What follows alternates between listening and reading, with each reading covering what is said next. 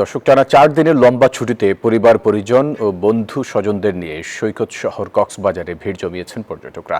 সমুদ্রপ্রেমী যাত্রীদের চাপ সামলাতে ট্যুরিস্ট স্পেশাল নামে বিশেষ ট্রেন চালু করেছে বাংলাদেশ রেলওয়ে। এদিকে পুলিশ বলছে আগত পর্যটকদের দেয়া হচ্ছে নিরবিচ্ছিন্ন নিরাপত্তা। ইরফানুল হাসানের রিপোর্ট। শারদীয় দুর্গোৎসব ও টানা ছুটিকে ঘিরে দেশের সর্ববৃহৎ সমুদ্র সৈকত কক্সবাজারে পর্যটকের মুখর সমুদ্র নগরী। নীল আকাশ, সোনালী বালু আর উত্তাল ঢেউয়ের সঙ্গে মিলেমিশে তৈরি হয়েছে উৎসব মুখর পরিবেশ।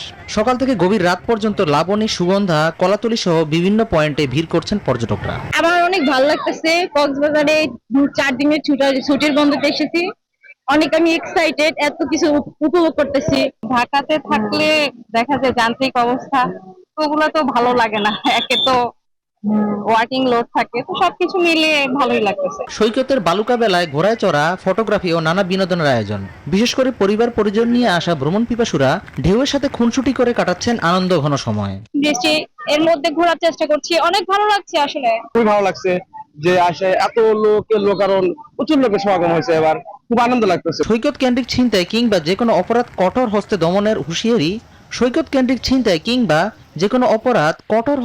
হুঁশিয়ারি ট্যুরিস্ট পুলিশের। সুগন্ধা পয়েন্ট এবং লাবণী পয়েন্টেও কড়া নিরাপত্তা ব্যবস্থা নিশ্চিত করা হয়েছে। কোনো অ্যাঙ্গেল থেকে কোনো ধরনের দুষ্টামি এবং হয়রানি পর্যটকদের করলে অভিযোগ পাওয়ার সাথে সাথে টুরিস্ট পুলিশ কঠোর ব্যবস্থা নেবে তাদের। সমুদ্রে অপ্রীতিকর ঘটনা এড়াতে নৌবাহিনীর 10 জন স্পেশাল ডুবুরিও কাজ করছেন সৈকতে।